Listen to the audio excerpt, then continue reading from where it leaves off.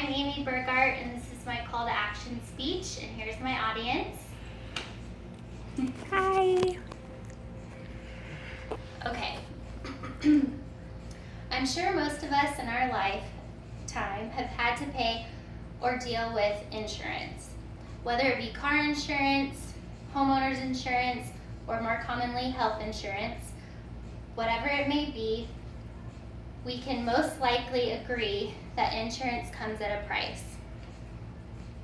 I recently found this out when I was dropped from my parents' health insurance at the age of 26. This also happened to be the same year President Barack Obama's law of required health coverage came into effect. I quickly learned that if I didn't acquire this mandatory health insurance, I would be penalized and or fined on my taxes. Being that I work for a small business owner, health insurance wasn't a part of my benefits.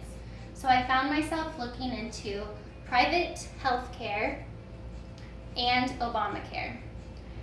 As a fairly healthy young woman with little to no history of health problems, I was looking for something to cover me for routine checkups and occasional sickness doctor visits.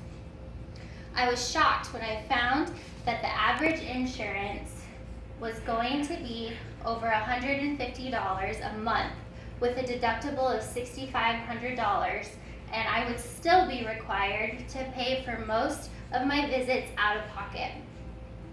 It was almost better for me to be penalized on my taxes for a lack of health care insurance than be required to pay for the little to no coverage. I'm sharing my story with you because I want to bring to your attention that mandatory health insurance should not be required in the United States. It's simply too costly, ineffective, and ultimately gives the government too much control, changing the face of healthcare as we know it.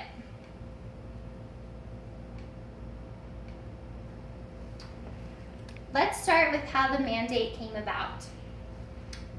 The Patient Protection and Affordable Care Act, or more commonly known as Obamacare, was approved by Congress in 2010 and came into effect in 2014. Obamacare's goal was to give Americans access to affordable, quality health insurance and to reduce the growth in U.S. healthcare spending. Many supporters feel as though the mandate is key to making healthcare more affordable and more accessible. By expanding the pool of insured, the thinking goes the burden of paying for the sick will be covered by all. I don't know about you, but this doesn't set well with me.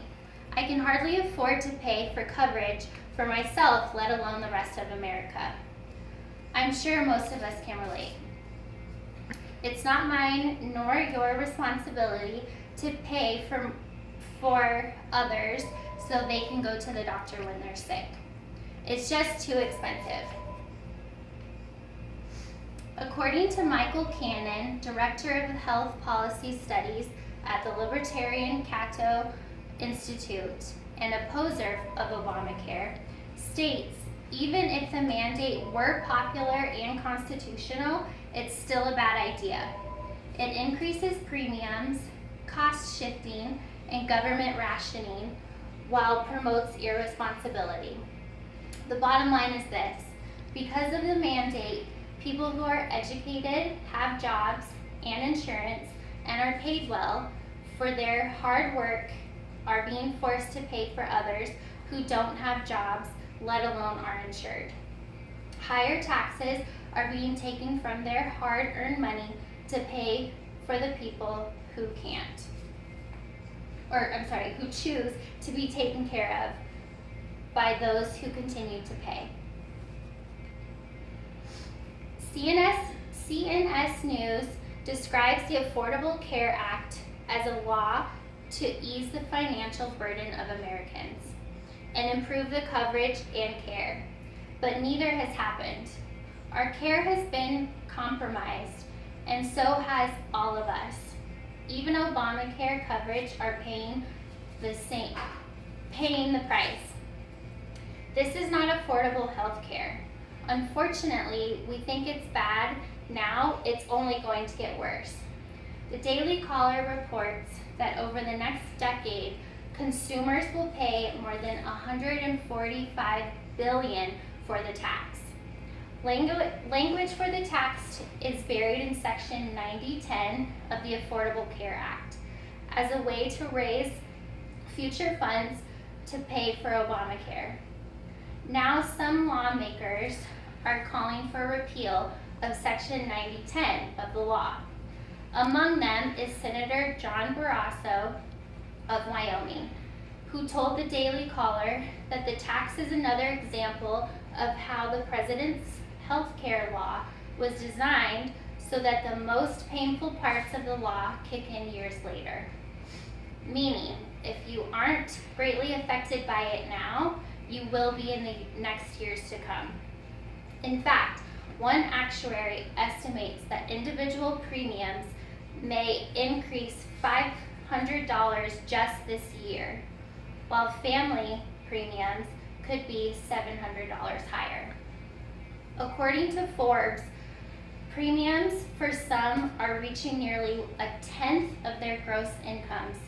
Some insurance covers an average of only 60% of medical costs and has deductibles as high as $5,000 for an individual and $10,000 for a family. Few would consider this affordable care. While the Affordable Care Act reduced the number of uninsured, the underinsured population has grown. Not only are higher premiums and deductibles becoming the new norm, healthcare as a whole is becoming less effective. One of the promises of Obamacare was to offer higher quality healthcare to all Americans. According to Joanna Kilifatis, an American writer for an internet news network, The Matador, and also who has a background in economics and statistics, states that when it comes to healthcare, price does not correlate with quality. The U.S. has some of the most exuberant medical costs in the world, and yet some of the least effective care for the general population. She continues that in 2014, a report released comparing the U.S. to 11 other industrialized nations with similar economics, and the U.S. ranked near the bottom of all health metrics, even though average health expenditure per capita was around $8,500. It was about double what was most other nations were paying. Under the current healthcare system, quantity is rewarded over quality in healthcare.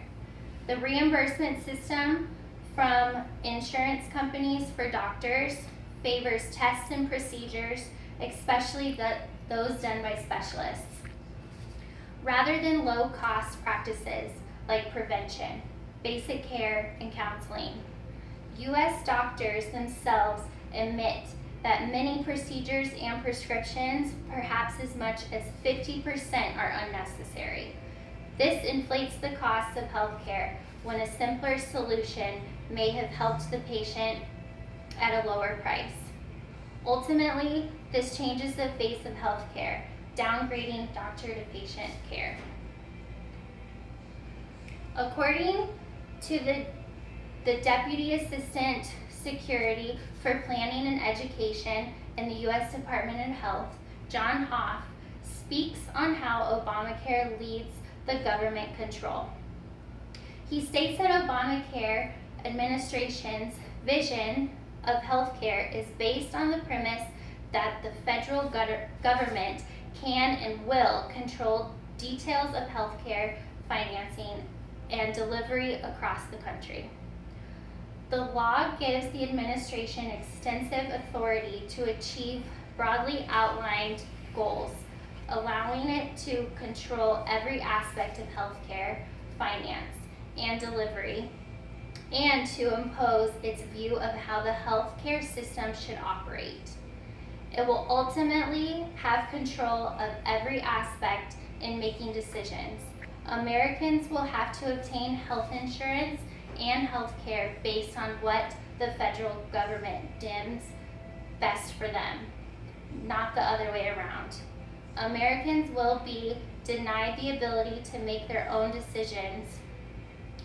The fact of the matter is, mandating health care is not the solution to fixing the healthcare problem in America. We need to do away with Obamacare. It may be accessible, but it's definitely not affordable. Increasing costs, decreasing coverages, and less quality in health care should be enough to not want to participate. We as Americans have the right to know where our hard-earned money is going to. We also have the right to choose whether we want to have insurance or not. And more importantly, we are paying these outrageous premiums. We should at least get the best quality coverage out there. By putting a stop to Obamacare, we can go back to lower costs and have more effective health care. Putting a stop to the mandate will keep the government out of making our decisions. I am not condoning getting penalized for not having health insurance or stopping your insurance altogether. I just want you to be aware where healthcare is headed with the Obamacare and why it's not working.